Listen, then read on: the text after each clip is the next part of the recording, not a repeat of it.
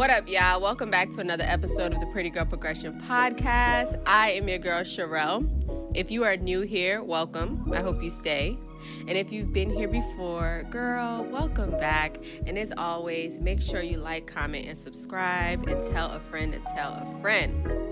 Now, ladies, I have created something super dope for you, which is my free ebook. It is 10 tips to personal development. We talk a little bit about grounding, self-love, and all the things in between.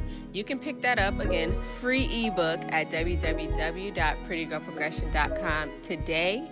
And we also have the daily devotional, 30 days of affirmation, biblical verses, and a personal message from me to you. So you can grab that as well, and just to help you with your personal growth journey. Now, all that being said, I have an extremely special guest. Now, not only is she a holistic wellness guide, she is a Jill of all trades. She is from Miami, Florida. And I just wanted to bring you guys someone who can talk about a little bit of meditation and more self-growth practices. Y'all give it up for my good friend, Selena. Hi, everyone. Welcome. It's a Selena? pleasure to be here. Can you hear me? I can hear you perfectly fine. So for the people who don't know you, how would you describe yourself? That's a good question. Well, I would say first that I am very much a spiritual being, and I'm someone who's always changing. So at times I don't really like to define myself, but the things that I do offer is herbalism. I'm an herbalist, so I make herbal tea blends. I teach yoga. I trade crypto. And I travel a lot. I very much just listen to my soul. I do a lot of different things, but it's always in alignment with where I'm at that current point in time. For sure. And this is why I've been waiting to sit down and talk to you, because I've been going through a lot of different new journeys, awakening, and I feel like you'd be the perfect person to talk about. So first and foremost, tell us about your childhood. Me and Selena met through your brother, and he was doing real estate, and I wanted to learn wholesale real estate and all the things in between. And I think I went over y'all house, and you were like mixing up a concoction. So I feel like that was the first time I met you. But tell us a little bit about your childhood and, where you come from. The first time we met was actually at a party, and I was bartending at the party. That was the first time with Lexi, maybe. Yeah. So I've lived a few lives in this lifetime so far. I used to be a party girl bartender, and then spiritual awakening, and now on a completely different path. Mm-hmm. But my childhood, I would say I had a pretty calm, peaceful childhood. I grew up in Miami. I had both parents, thank God. But the interesting thing about my childhood, I think a lot of our childhoods growing up in this modern day society, is that our parents didn't really guide us properly in life. They really just gave us the bare minimum, if even that. So I'm grateful to have that bare minimum of roof over my head. All my survival things, they were intact. But when it came to understanding life, my purpose, things to pursue, loving myself, relationships, I didn't really get guidance about those things. I had to learn through life. And the older I get, the more I realize how majority of people's problems and their traumas and the pain that they have and put onto other people, it all comes from childhood. Whether you had a super traumatic childhood or just, some of your needs weren't met, most of our problems come from childhood. But as a whole, I had a good childhood. I can't complain, but I'll be honest about certain things. My parents didn't guide me properly. I had to learn through life. Yeah, I mean, we all kind of went through that for sure. Come from like either humble beginnings or, dealing with parents who gave us the bare minimum, the roof over our head, clothes on our back, make sure we stayed alive, things like that. But let me ask you, what's your ethnicity? Like, where are you from? So my mom, she's Puerto Rican and Black, and my dad is German. That's what it is. Interesting. And they met in Miami. Yeah. People always look at me like, where are you from? Yeah, I knew it was something because I met your mom and I was like, yeah, she's giving Latina. So It was a mix between that. So you mentioned just transforming and being able to transitioning from childhood. What was it like having all of these realizations from you just got the basic necessities to now you are becoming a woman? What was that transition like? Well, I would say I was always a very deep thinker from a young age, and I did go plant based when I was 13 years old. And from changing the way that I ate so drastically and realizing all the foods that I once consumed, everything that was so normal for me, once I realized that I didn't need that and that the industries were lying to us about certain things, that made me start to question what else are we being lied to about. I started to just question so many different things from a young age. And as I began to get older and realize I need to find things out for myself, I can't rely on what teachers tell me, what my parents tell me, what books tell me, what my friends do. Like, it is a personal journey and experience. And I learned that from a young age. Yeah. So I always was very mature for that reason right there, because I realized my life is up to me. Oh, okay, amen and ashe. Is there anyone who is already on that path in your life? Because 13 is a really early age to say, I want to go plant-based Well, and... my mom, she was originally plant-based, but she did it more for health reasons. And when I did it, I connected to it spiritually. So I went very to it. Yeah. So when was your first time actually... Did you have like an experience where you were like, everything that I've experienced has for the most part been a lie? I wouldn't say like I had that crazy moment when I was younger. I would say when I got older and I started to utilize psychedelics, that definitely, if anyone has experienced those things, you realize so much of reality is not what it seems. So So I let's would say, talk about that. okay. Let's talk about that, psychedelics. Because in Miami, I've heard everybody talk about from mushrooms to ayahuasca. I hear Joe Rogan talk about ayahuasca all the time. And there's another guy, he has a podcast. It can't come to me right now, but he swears by ayahuasca. So what was your experience with psychedelics? Like walk us through that. So to begin with, I just posted a YouTube video last week about why I no longer do psychedelics. Okay. I'm maturing in life, and I'm now in a place where I don't want to need things outside of myself for my spiritual growth. So now I'm very much sober and I'm taking the straight path, the direct path. So I want to start by saying that. But with psychedelics, the first time I ever tried it, I was probably 17 or 18. But I always had a curiosity about it and I wasn't afraid of it. I remember in high school, in art class, I would be on Reddit just reading people's stories, their trip stories, and I would just be like captivated. Like, hours would go by and I'm just reading it like I'm experiencing their story. So I always had a curiosity about it.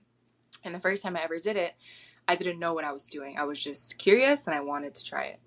And that time in my life, I was very lost. I was in a bad relationship. Didn't have a good relationship with my mom.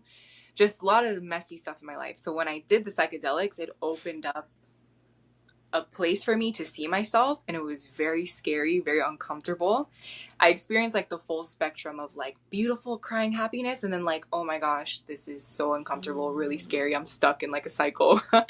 And then fast forward a year later, once my spiritual journey initiated very clearly, I decided to do mushrooms again with a very strong intention of healing. And I wanted to be shown something bigger than myself.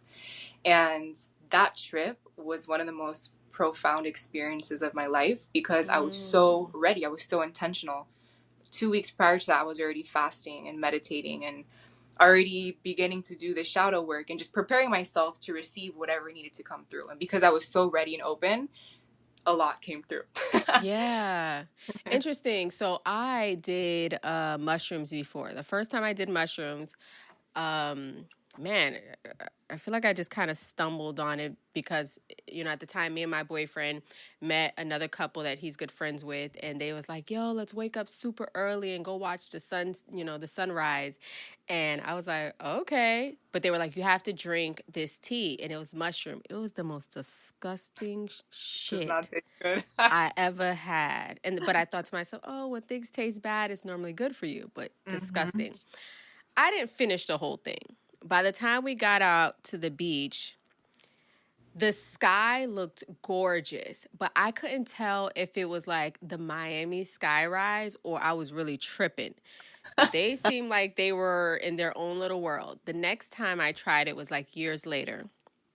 And I did it with an ex of mine's. And girl, they always say you need to do it around good energy, good people, because if not, you're going to trip in the worst way.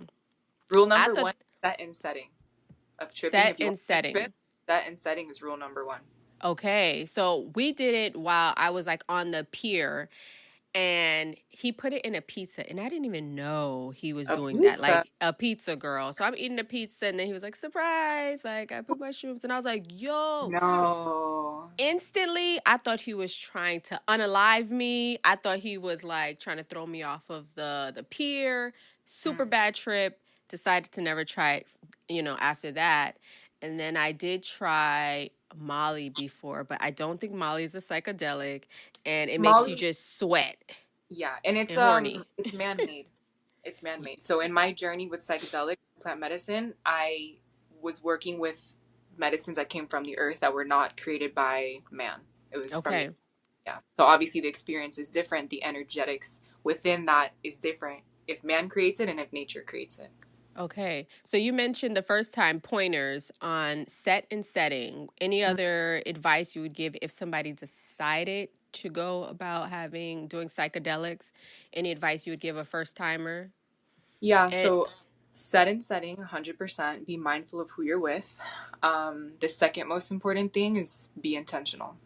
I never recommend people just to do psychedelics just for fun or recreationally. I am a strong believer in doing it in a ceremonial way where you prepare your space, you cleanse the energy, you've been preparing your body, preparing your mind. You have a very clear question, very clear intention. Because then the mushrooms themselves are their own form of intelligence, and they have a beautiful way of communicating to us, even in nature. Underneath the ground, the mycelium, it's a network that connects the trees and all the plants and allows them to communicate with each other. So when you're ready to trip, synchronicities will happen. Like people will start talking about mushrooms. You'll see mushrooms growing outside. You'll get these weird messages that come through where like the plant is communicating to you, telling you like it's time. wow. So it's about being receptive, being open, and being intentional. Yeah. So let me ask you this.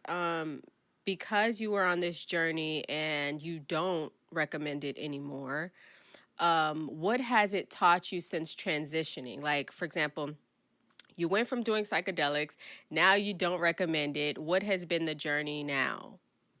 So it's not that I don't recommend it. I will always be an advocate for psychedelic use when it's ceremonial and intentional because it changed Okay. my life. It changed my life. It taught me so much on levels of the mind, body, and spirit and beyond. Like, it changed my life. But Mm-hmm. as I've been maturing as a spiritual being, as a human, I started to realize that I need to only need myself. And when it comes to psychedelics, the experience, it doesn't last. It's a momentary experience. You go very high and then you come back down. So if you don't do the right work to integrate those lessons, it was kind of just for fun. It kind of just happened. You don't actually have the experience with you. When you choose to go more down the path of being sober, doing very deep self-reflection, meditation, allowing the slower process of self-realization to happen, you're actually cultivating that yourself. You're doing the work yourself. You're not using something outside of you. So you are gaining that energy. You are going to be able to keep that with you because you're the one that's becoming it. Yeah. So now I'm realizing I want to be able to be as strong and powerful mentally and spiritually. And I don't want to depend on things outside of myself. I want to make sure I'm doing it the clearest way possible. For sure. I always talk about grounding and just doing your personal work. So you also mentioned like your shadow work. For someone who has no idea what, mirror work is or shadow work or grounding, how would you explain that? Well, I like that you said the word grounding, because that's another reason why I'm sober, is to come back down to earth, to be fully present and in my body. And for a lot of us, that is where our healing work begins, is through coming back to our body. So many of us are so in the future, so in the past, moving so fast in these societies and big cities that we live in, that we're never actually present in our body. We're never actually aware of what we're really thinking and feeling. Our breath is all over the place. Our thoughts are all over the place. So grounding is a huge part of this path. Yeah. And when you want to begin to heal, you have to begin to be mindful, be present, slow down, just be in tune with your breath. Take a moment to pause and look around. That's literally where so many questions and answers will come to you, is just from slowing down. And for someone that has never heard of shadow work or is unfamiliar with it, I would explain it in the way of, so we have a conscious mind and a subconscious mind. Yes. Our daily actions that we go about doing, we wake up, we go to work, we eat, we sleep, 95% of those actions are coming from our subconscious mind. So it's below our awareness. We're just doing it. Like me talking right now, it's mostly coming from my subconscious mind. I'm consciously aware of what I'm saying, but like my gestures and my mouth moving, it's subconscious. Only 5% of what we do and say, we're consciously aware of. So in daily life, these personalities that we've created, they're an accumulation of what we went through as a kid, as a teenager, what we watched on TV, the food that we consume, the music we listen to, the trauma we've been through, the relationships we've had, all the life experiences, especially from ages 1 to 7, is what creates our subconscious mind. So if you just go about your life on autopilot, focused on pleasure, desire, the outside world, you never really know your true self. Shadow work is the pathway to coming home to your true self and realizing all of the personality traits and the blockages that we've created that block us from our light self, our true self, our inner self, our soul. Yeah. And the thing with shadow work, a lot of people are scared of it because they don't want to open up that closet of skeletons. But it's a funny thing when they say you can either suffer and stay the same or suffer and grow. You know what I mean? Yeah. That's like when they say pick your hard, right? Exactly. Exactly. Oh my goodness. So you even posted something about decoding the victim mentality. And I thought that was super interesting. What do you mean by that, decoding the victim mentality? So I feel for a lot of us, our biggest struggle is blame. We're constantly looking for something or someone to blame, to point the finger, to feel better about our struggles and our inadequacies, our unhappiness, our emptiness. We're looking for something to blame because we don't want to look in the mirror. Wow. So when I was talking about decoding the victim mentality, it was kind of just a wake-up call for certain people that were ready to realize, like, there is no one to blame.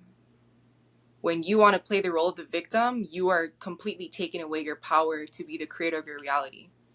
So when you start to realize that, if you don't want to be weak anymore, if you want to save yourself, if you want to transform your life, you can't be a victim. You have to be a creator, a victor, a winner.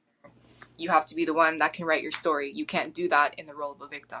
So in that post, I just broke down the psychology, my personal experience within that. And I realized people in my life that I love so much, I could no longer be with them anymore because they just had that role of a victim. And I don't want to be that. And you become who you hang around with. So absolutely. Fendi facts. Man, Yeah, because I still have people in my family to this day who's always woe me. It's everyone else's fault. And it's like, no, you are the main character of your story. Why don't you realize that and just adjust accordingly? Because we can choose to switch at any point, you Yes. know? Do And it's you all about think your perspective. perspective is everything? Do you feel like society has made it easy for women to be victims? I would say society's made it easy for everyone to be a victim. Because when we are victims, like I said before, we're weak. We are helpless. We're looking for someone to save us. So in our society, our modern day society, there's not a lot of things that point you towards your power, towards your truth. Everything is kind of pointing you back towards like, oh, you need this to be better. You need to buy this product. You need to go to this person and get their mentorship and their this and that because you're not enough. So I feel like society has created it. It's made it easy for everyone to be a victim. Yeah. It's so far from the truth, like, of us just being, like, we're existing. We're just enough, being who we are without all of the extra glitz and glam and smoke and mirrors. Like, who we are is enough. Mm-hmm. So it brings me to like the propaganda that you always hear, whether it be social media, the news. For someone who is an enlightened being like yourself, how does it affect you on like your day to day when you see the news, you see all the death, you see the hurt, you see the world hunger, things like that? What does it do to someone like you? I used to get very sensitive and emotional, especially when it came to the earth being destroyed and kids being killed. Like those specific things with like the earth Yeah. and kids really would rub me the wrong way, and I would get very emotional, I'd get triggered, I'd cry and everything. But I began to realize, okay, this is kind of deep. Come on, give it to us. I need to be taking notes myself. So all that really matters is your current reality. What, like right now in this moment, is all that exists. If it wasn't for the television that's broadcasting these things that we don't even really know are necessarily true or real because it's known for creating lies and propaganda and fear and all these different things. If we didn't watch those things, it wouldn't be real. It wouldn't exist to us. I would always tell people, if you lived in the forest during COVID from 2020 to 2023, if you lived in a forest with no Wi-Fi or nothing, COVID would have not existed to you. You would have never had that fear, that belief, that it wouldn't have existed to you. So for me, at this point in my life, I'm unaffected 1010%. I don't Yeah. play into it. I don't think about it. It's not my reality. It's literally not my reality. To me, it's like a joke. Yeah. I look I hear around people say the that all the world. time. I look around in my world, and if I'm healthy, I'm alive, my parents are good, I have a roof over my head, like I'm chilling. I'm Yeah. not stressed about what's going on in the world. I do my best to stay up to date. I don't want to be ignorant, but I don't play into it. You will never see me posting anything about politics, big world events. I don't. True. True. Yeah. I always hear Erin Lyons. I don't know if you're familiar with her, but she's always posting about this conversation. She's like, I'm not, and before I say this, whoever you decide to vote for in this space, this reality, do your thing. Like, make sure you are researched down and that you are 10 toes down about who you decide to put into the office, even though most people would say it's already been chosen. Okay? I know how y'all girls like to tussle, but hey. So when you say, like, that is not my reality, do you ever feel like when you do get in conversations about like world politics and things like that, people judge you and you're like, oh, it's easy for you to say you just tapped out of it. I don't want to be a part of it. I don't want to vote. I don't want to march. I don't want to do none of that shit. I'm in my own bubble and that's my safe space. What do you say to people who kind of just like to tussle about that conversation with you? Well, I was actually thinking about this today. Okay, on the spiritual path, there are certain things that look like privilege to other people, but it's actually your birthright. it's a level of awareness of what you know you are worthy of in life. And for me, at this point in time, my belief about this world we live in and society, I have seen enough and I've had enough personal evidence that I don't need that. It's not a part of my path. So I just don't take it personal. I know people are always going to feel some type of way. People are always going to want to say something and try to bring you into their world, into their chaos. Babe, my mind is at peace. My heart is at peace. I'm with God. I can't complain about anything. Like, if you have a problem with me, that's fine. That's fine. Because I feel like I have a pretty solid understanding about life, myself, and reality. And I learned that on my own. I didn't need the TV. I didn't need a president. I didn't need any of that. So, yeah. No, I'm not going to say that. We'll talk about it for sure next time. You tell me after. So what prompted you to just start traveling? Because you're really young. I didn't even know how young you were, Selena, until I'm like, girl, you were young and you're traveling. You were all up in Asia. You were getting your Zen on. You were trying new, herbs and different things. Like, what prompted that? What led, and was it expensive to travel at your age? Give us the tea on all of it. Okay, I'll spill the tea. So what brought me to Asia? I was dating somebody. So Okay. he brought me out there. Then we broke up. We were already a toxic relationship, but you just can't let go, so you just keep dragging it on. So I went on to Asia. And we ended up breaking up out there. And I was like, what better place to break up? Now I can just travel and like heal and be in my eat, pray, love era. So we were together in Bali for around 3 months. And then I continued to travel by myself for 8 months. Wow. And the only expensive thing about going to Asia is the flight ticket. Once you're there, it is extremely affordable. Okay. So how long did you live out there? In total, I was out there for 11 months. Wow. So what would you say, like USD, your monthly expense would be? It depends on the country. There's some countries that are more affordable than others, but I would say in general, 1,000, including everything. Girl, wait. My last country, I went to Sri Lanka. If you're not familiar with Sri Lanka, it's an island below India. I was there for 3 months. I traveled the whole country, north, east, south, west, living abundantly, riding my scooter, surfing, everything. In 3 months, I spent a little over $1,000. What? I was doing a little bit of work away, which is like you exchange work for accommodation. But as a whole, that was the cheapest country I've ever been in. I would live like an absolute empress, a queen. Yes. And most countries in Asia, your average meal is under $3. Oh my gosh. For like a fresh, local, delicious. So peep this. It's interesting how you went out there on the strength of your boyfriend at the time getting you there. When I went to Dubai, it was off the strength of my boyfriend at the time. His family lived out there. So, we ended up coming back here and then we split up. So it's interesting. You split up while you were in Bali at the time. What advice would you give to a woman who's in that situation, who split with their person, but now they're ready to travel the world? Like, what made you so fearless to say, I got this from here? Well, I didn't have fear to begin with because I'm not really a fearful person. Okay. I realized maybe 4 or 5 years ago that fear is an illusion we create in our mind that just blocks us from living our truth, living our life. So I don't really live through fear.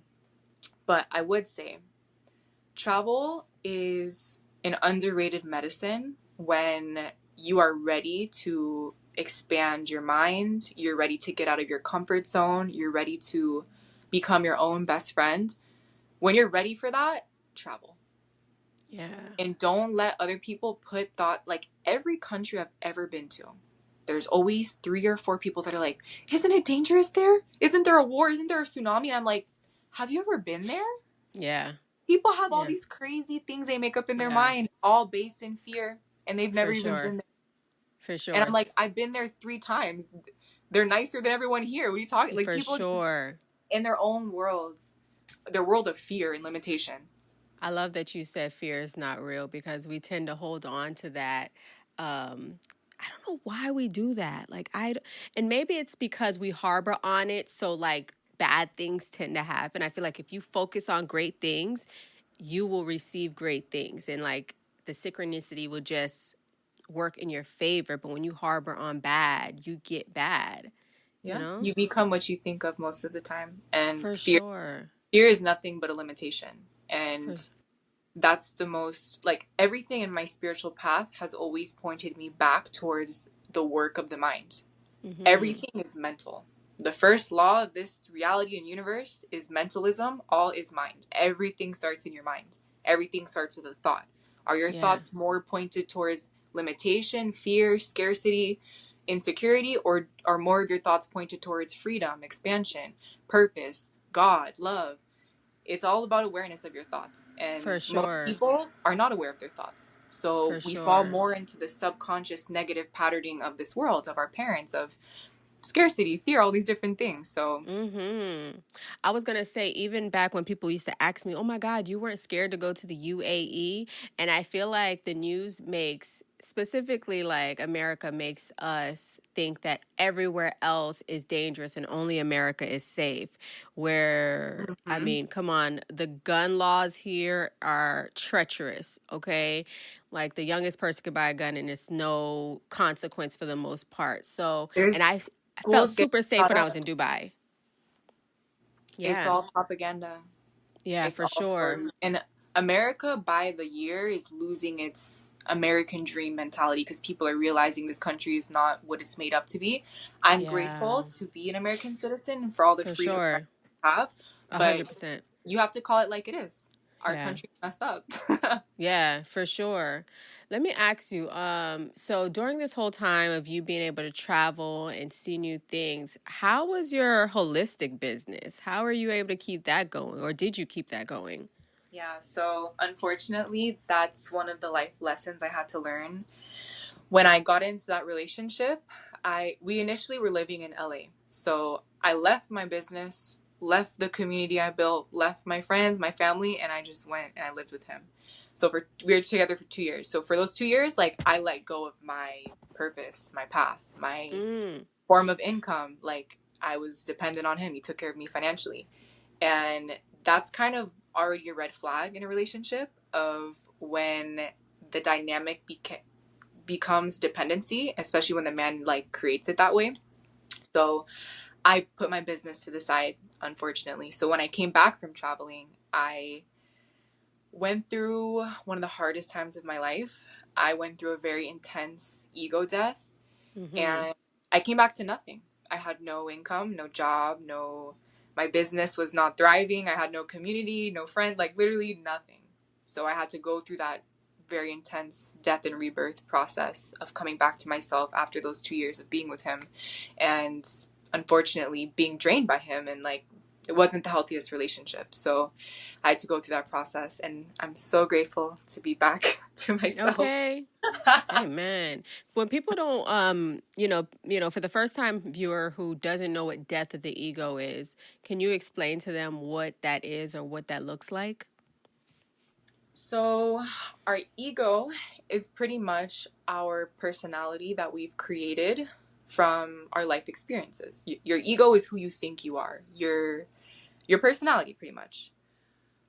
So when we go through certain things in life that pushes us to the floor, pushes us to the ground, where we kind of lose our sense of like, who am I? What is my purpose? What is my direction? Like, why am I here? When you start to fall into those questions and those feelings, that's your ego being triggered. Your ego is being tested because you're Mm-hmm. actually starting to very deeply realize, who am I?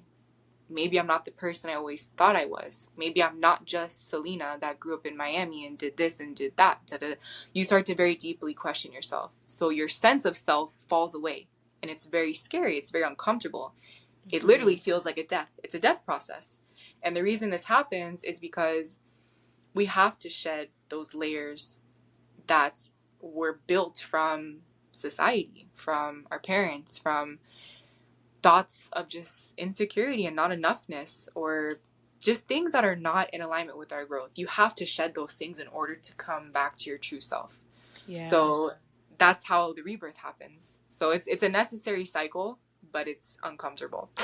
For sure. And since your rebirth, you mentioned earlier before we started that, your throat chakra, you're speaking more, you're doing more things. And I see you on social media, you are trading. I love hearing girls who trade because I don't understand that world. I would love to understand it. So give us, I guess, some details about trading, or maybe even misconceptions about trading. So I've been in the crypto space for around 4 years. I started during COVID. And digital currency in itself, especially crypto, it's another reality of money. Mm-hmm. Completely digital. It changes your perspective of what money is. At one point, I was majority in crypto and barely had anything in my bank account.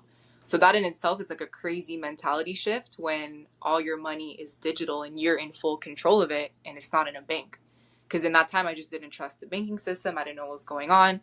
Our money in America is not backed by anything. So that's why I'm pro crypto. But I am a part of digital skill sets. They are pretty much educational platform, and they teach different skill sets like trading, e-commerce, forex, crypto. So I partner with them, and we run a lot of events here in Miami where we teach people, we offer value, and I'm just continuing my studies with trading because I'm very pro freedom. I like to be able to make money from my phone. I like time freedom, location freedom, financial freedom. I like freedom. Okay. And trading is a really good skill to have because once you put in all the effort and time of studying and learning, once you understand it, you have that skill forever. Yeah, for sure. What's the biggest misconception from people hearing trading or forex? That it's a scam or it's gambling, but it's only a scam or gambling if you're uneducated. True. Do you have mentors in the program? I do. Good. Because a lot of people be trying to be like, yeah, girl, come to my meeting. And it just be that person and a video. And it's like, well, who is really teaching you? You know what I'm saying? No, our company is goated. We've been around for over 11 years, done $1 billion in sales. We're debt free, located in over 40 countries. Like we've been in the mix. Yes. Well, good. Kudos to you and much success and blessings to you for that. I do want to get into like your holistic business because we mentioned it just really quickly about you putting it on pause. I remember, I think I was coming down with something and you were like, girl, if you want to come pick up X, Y, and Z, this is what it is. So talk to us about like the holistic lifestyle. So I've been on the holistic path for a while now. It's been a very big part of my life, of my healing, of my understanding of the world, and most importantly, my remembrance that I can heal myself and not to be so dependent on the outside world to heal me and give me these different pharmaceuticals.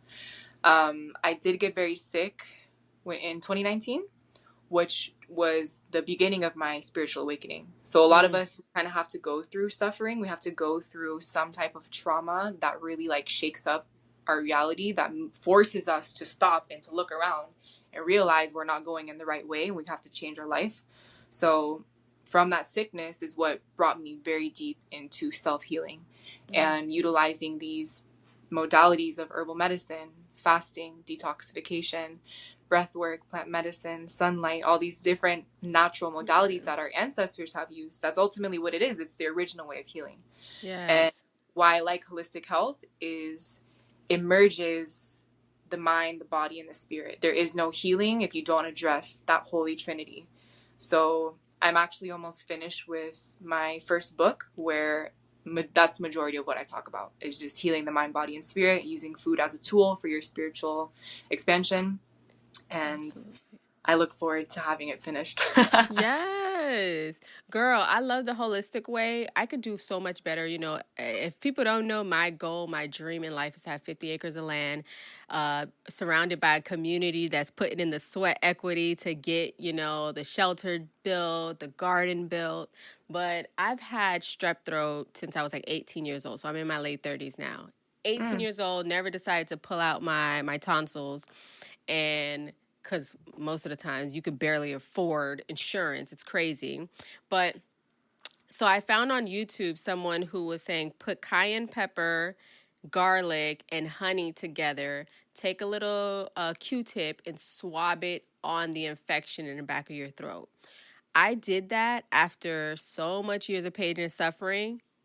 It goes away. It's a temporary fix for about 24 to 48 hours. It'll clear up the strep throat.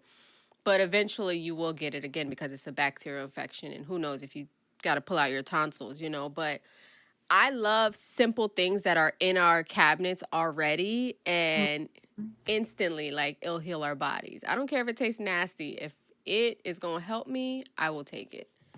The So best I thing, highly. all the grandmother recipes. Everyone has that one thing their grandma did to them where she walked out in the garden, picked that one herb, mashed it up, rubbed it on your head, and you were healed in 5 minutes. Like everyone has Yeah, that, you know, because for it's sure. the ancient remembrance. It's been in our all of our lives, but now with this modern day of living, consumerism, pharmaceutical things, we've just drifted away from that. Yeah. Do you think that our ancestors are disappointed in how we are moving because we depend on the government so much? Not me. No, I'm kidding. You like, not my um, honorable ancestors, I maybe do my part. yours. I do my part because I personally do my best to live in a way that is in reverence towards nature. And that's what our ancestors did. But I would say we should be disappointed in ourselves as a society as a whole, not our ancestors. We should actually realize what we're doing, the way we're treating each other, the way we treat the earth, the way we're so far away from honoring ourselves, our purpose, honoring God. Like, we live in a backward society. So we should be disappointed in ourselves. Damn. Now that I think about it. And that's not pointing the fingers. It's looking at No, yourself, I going said within. we as a whole. Yeah. It takes, if you're alive and we're talking right now, we exist in the same world, so we play a part in it. And that's why the best thing you can ever do is look at yourself in the mirror and realize the role that you play. And when you start to walk in that and have that responsibility, you change the way you show up. You don't play into these ways of living. You start to actually really do your part, really take on that role of holding more God consciousness, more Christ consciousness, acting more in alignment and not letting this world dictate you. Yeah. I want to talk a little bit more about nutrition because you said in 2019 that you got sick. So what did your supplements start to look like on a day-to-day basis? What were you eating on a day-to-day basis? So initially I was in an abusive relationship and I was working 3 jobs. I was bartending, I was drinking a lot, smoking a lot. I was just all up in the mix, like running from myself, you know, caught up in pleasure. And from that abusive relationship with the smoking, the drinking, all of that energy just began to accumulate in my body. And I was not allowing myself to process what I was feeling, process that trauma, process everything I was going through. I was holding so much inside that it just manifested as disease, dis-ease. My body was in a state of dis-ease. And I developed psoriasis, which is a chronic autoimmune skin disease. So I had full body within 2-3 weeks. It started as like a little rash on my leg and it just went full body. Wow. It was the scariest thing in my life. No dermatologist could help me. At first, I didn't even know what it was. They were giving me all these pills, these injections. It was so expensive. Nothing was working. I was like, wow, this is going to be my life forever. I was literally anxious, anxiety attacks, everything. And I had this one epiphany, aha moment. Oh, I could heal myself. When that sentence came into my head, in one moment, I stopped all the medication, all the doctor's appointments, and I just fully allowed myself to believe that I could heal myself. And I just went deep into my studies of holistic healing. Yeah. So that led me into detoxification. And for pretty much a year, I was fully raw vegan. I did not eat any cooked food, fully raw, eating majority fruit, doing a lot of breath work, a lot of fasting, spending most of my time in nature, and just completely like re-regulating my nervous system and like letting go of so much healing. Like it was a very deep transformative time in my life. Yeah. Oh my gosh. Even when you talked about fasting, and listen, to any woman who's going through some domestic violence, I've been there as well, girl. And you just notice like the stress and drinking, because I bartended as well, partying, going nowhere fast, ultimately, like that will all catch up to you, and your body is going to be screaming, like, please stop this one Yeah. way or another, you know? So when you did this for a full year, you started to see everything just go away. Yeah. Yes. Yeah. Within 3 months of going raw vegan and really detoxing, like I was already starting to like very quickly heal. Wow. And it took me maybe like a little over a year, maybe 2 years to fully clear it, but I healed myself fully. Yeah, and you hear that so many stories of people. Even Dr. Sebi talks about it. Like, yeah, I can cure HIV. Like, there's Yeah, so many anything. things. And it's Absolutely. majority mental. Yeah. Most dis-ease happens through our emotional state, through Hmm. suppression of emotion. Jeez, that's so true. Interesting. So, you've gone through so many different phases in your life. You say, like, I've lived multiple lifetimes. Can we talk a little bit about isolation? Because I don't know if it's easy for you to find friends, or like the friends that you have. Eventually, sometimes we have to separate ourselves just to go within. Talk a little bit about isolation and your experience with it. Mm. It is a necessary part of our path and our life. Solitude is another form of medicine. If you're constantly around things and people, you will never be able to see yourself clearly. If you're in a time of deep transformation and change, the best thing you could do is be by yourself. Like I genuinely believe that God isolates people when they are when they're ready to level up pretty much. And in my travels, that was my greatest lesson of isolation and solitude, because I was by myself. Like I was in another country, like across the world from my friends and my family. And it was a very hard reality for me because my own parents and friends didn't really check up on me. So there was like days and weeks at a time where I wasn't in communication with any of my friends or family. It was literally just me and myself and whoever I would meet or come across.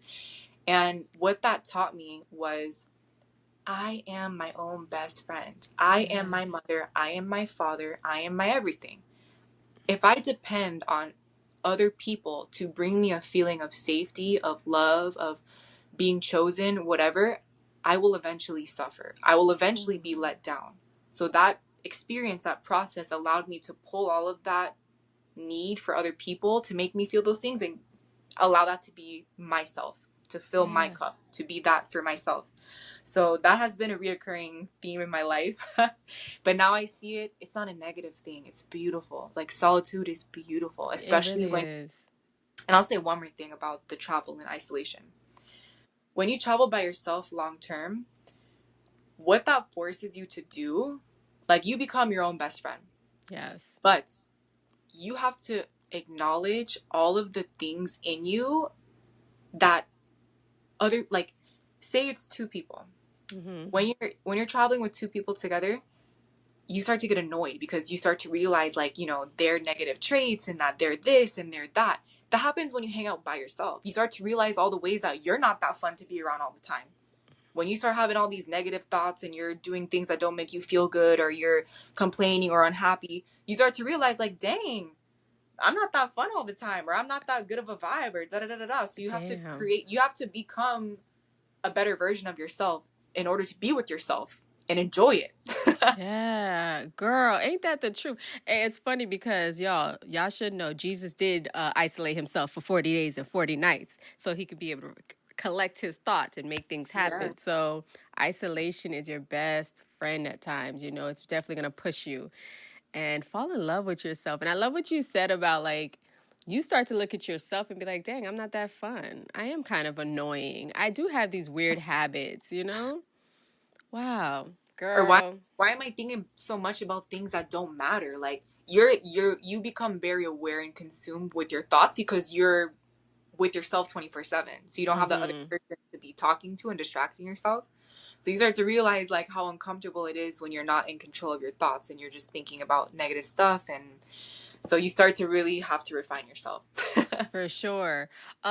Oh, one more thing about fasting. Do you fast because you're fasting just for the food, or is it really a spiritual fast? Like, in the church, they say you need to separate and fast and sacrifice the food that you're eating and just stay in prayer. Is that what your fast is for, or is it something different? As I said before, with holistic practices, it is a mind, body, spirit thing. But for majority of the time of me fasting, it was mainly for my mental discipline. And like I said, with psychedelics, with everything, I don't want to have to need things. I don't want to be controlled by food. I used to have a not the best relationship with food, and through fasting, it allowed me to remove that like unhealthy attachment, Mm-hmm. and I just became much more in control of myself. So I would say it was deeply spiritual for me. Fasting was deeply spiritual. I would use that time of fasting to just be in solitude, to meditate, to self reflect, to let go of my bad habits, to pray. But then again, it's healing my body, Mm-hmm. it's healing my mind. It's all Mm-hmm. very connected, especially when you're aware and intentional for it being healing for the mind, body, and spirit. For sure. And where could people learn more about holistic tips? Um, I would say it kind of depends. There's so much within the world of holistic health. So I would Mm-hmm. say you get a little bit more niche on a specific topic you want to learn about, and then just get some books, watch YouTube videos. We have YouTube University. I'm very much self-taught just from having Yes. curiosity and doing the studies and looking up stuff, watching videos. You can always follow me. I post a lot of informational things about holistic health, and also my book is going to be very dense with information of holistic health. So Cannot wait for that. Who's your biggest holistic teacher? Who was your biggest holistic teacher? let's see. There's this one man, his name is Dr. Robert Morse, and he was very deep into using fruit for healing, Mm. especially for disease and cancer. And he's an herbalist as well. And I always just resonated with his information because he's very much holistic. Like he speaks a lot about the mind, about our limiting beliefs and emotions, but then he also has that very deep education when it comes to just detoxing the body and cleansing the organ system, using herbs, using fruit. And I learned a lot from him, but I would say my greatest teacher has just been myself and nature. Yeah, 100%. I wanted to ask, okay, so now that you have gone from a youngin to a young woman, you've traveled, you've experienced, unfortunately, domestic violence, you healed your body. What is next for Selena? So much. Yes. Right now, I am in the phase of really stepping into my definite major purpose in life. Mm-hmm. I've been coming home to myself in affirming and knowing the power that I hold in just standing in my truth, Mm-hmm. sharing my truth, understanding that I've done a lot of work on myself, which then allows me to help guide other people that are ready and willing to heal themselves and to free Yeah. themselves. So right now I'm just in the process of like, I'm just very inspired. I'm very fired up to create and to share after being inward for so long. And I feel like Yeah. I'm really being called to step up to the plate of just allowing myself to be seen and Yeah. using my voice, using whatever I feel inspired to do. So I'm just in the season of creation right now. Yeah. When does the book come out? When are you expecting it to come out? I have it written down to be done by September 31st. Yes. So if I stay accountable, it should be ready by then. Yeah. So the next time you come on the platform, we can be able to talk about your book for sure. Yes. Um, okay, I have like two more questions. Okay. What Really does quickly though, my mhm. phone is on 10%. Okay, we'll be Right? out of there. Okay. Real quick, what does pretty girl progression mean to you when you hear it? Pretty girl progression. That makes me feel like the evolution of the divine feminine in just reclaiming the power of divinity of being a woman and just standing in that aura, that presence, that power of being a creator, having a womb, just standing in that goddess energy. And when we do that, we evolve into our highest self, into our truest self. We stand as a beacon of light and guidance for other women. And that just starts with choosing yourself. Amen and ashe. Last question. What advice would you give to any woman who is on this self-growth journey, who doesn't really have the support, but they feel called to just continue to grow and be better? What advice would you give them? The best advice I could give is pray. Just pray. Pray, go to nature, and believe in yourself. And when you're having your negative thoughts of doubt, of fear, of you're not enough, don't listen to that. Wherever you, like, be mindful of where you're placing your attention and your thoughts. Make sure majority of your thoughts are progressive, are moving you towards positivity, towards bringing your dreams into reality, towards loving yourself. That's the best place to start in your mind. Yes, and so it is. I agree absolutely. Selena, it's been a pleasure being able to sit down and talk to you. I know we're going to have another conversation because I want to talk about like the dark side of a lot of things too, and I want to hear your insight. So we'll do that next time. But where can the people find you, support you, and all that jazz? So you can find me on Instagram, YouTube, and TikTok, Holistic Selena. And you can also shop my website, herbalascension.com, where I do different herbal blends, yoni steams, herbal capsules, and my book will be there as well. Yes. You guys give it up a virtual clap for Selena. And Thank you. on that, absolutely, you are welcome back anytime. And if you again are new here, make sure you go to prettygirlprogression.com and you can tap into the 30-day devotional or the journals. And until next time, Queen, love yourself.